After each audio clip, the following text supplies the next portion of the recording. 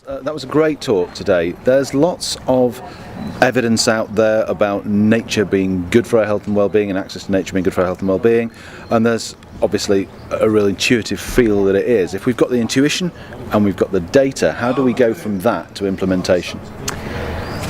Well, that's absolutely true, Chris, and I think that it can be done with the existing arrangements. It has been done. We have got examples all around the country, but at the moment they're fairly small scale, they're not joined up, and the long-term aim would be to get a much bigger movement. So I think it's a mixture of getting local enthusiasm, using the opportunities that present, the need that presents. So the example I talk about in my talk is an organisation called Dandelion Time, which helps traumatised children using the natural environment.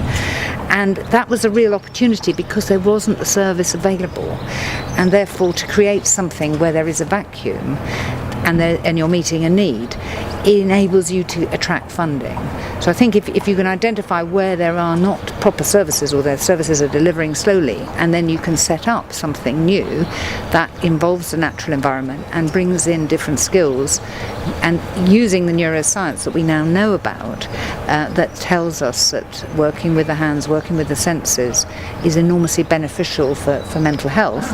Using that sort of theoretical knowledge, applying it practically, getting something small scale, then it can gradually build your evidence base and expand. And that's how we will eventually get a much more sustainable health and care system that meets the needs of our people.